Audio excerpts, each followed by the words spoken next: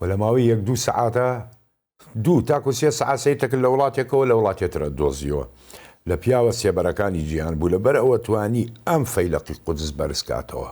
قاسم سولەیمانی شخصی خۆی حەزەکەم لەسەر فەیلقی قودس بوەستم. ئەو کاتی کە قاسم سولەیمانی فەرماندەی بوو یعنی زیاتر بوو لە ڕاستیان لە فەیلقێ. ئەوە باز دەکرا دەیانوت ئەمە سوپایەکی کاملە نەک فەیلقێ لە ناو سوپایەکە.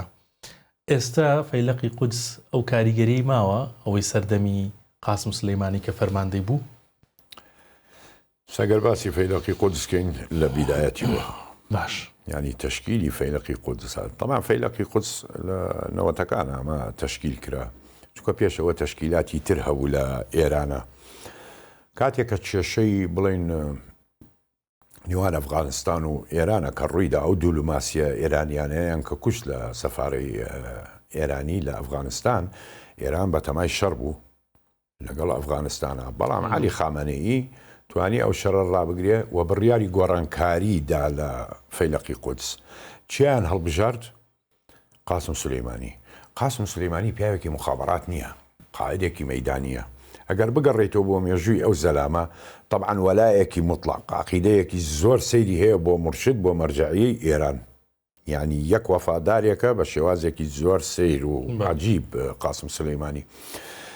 ئامیان هەڵبژارد بۆ ئەمەی بکەن طبعا شخصێتر هەبوو لە ناوەڕاستە هەڵبژاردرا بوو بۆ فەیلقی قودس بەڵام ئەو وەکو بڵین موشکی ئێران عەقڵی ئێران قاسم سولەیمانی پێیوت تۆ مەیکە تۆ بکوژرەی زەرەرە بۆ وڵات بۆ ئێران بەڵام من بکوژرێم زەرەر نییە. بەڵام قاسم سولەیمانی مێژووی ئەگەر بگەڕێتەوە لە جەنگی عێراق و ئێرانیشا لە پێنجوێن ساڵی 1982 کە ئێران 8 شەپۆڵ هێرشی هێنا لە سنووری پێنجوێنەوە حوتی شکایەوە تەنها قاسم سولەیمانی توانی هێزی عێراق ببڕێ و بگەڕێتەوە محەممەرەش هەل لێشەوە. قاسم سولەیمانی ئەفسانە بوو لە ناو سوپای پازاران لە فەیلقی قودسە.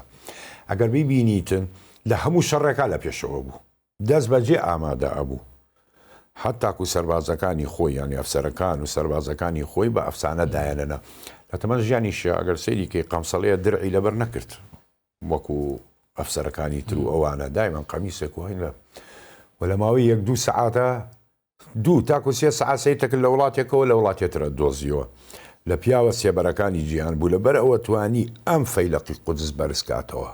قاسم سولەیمانی شخصی خۆی کە گەیاندی ئەو مەرحەلەیە تشکیلی فەیلقی قودس لە 1000 کەس پێکات بوو لە بیدایەتە 1000 کەس بوو.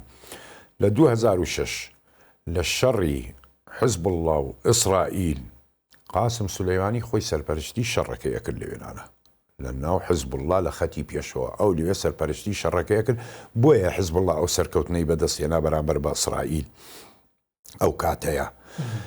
بەنسبەتی ئەوە فەیلقی قودس لەو هەزارەکە باسمان کرد گەیشتە 15,000 کەس لەو کاتێک کە شەڕی ئیسرائیل و حزب الله بوو دوایەوە گەیشتە 20,000 کەس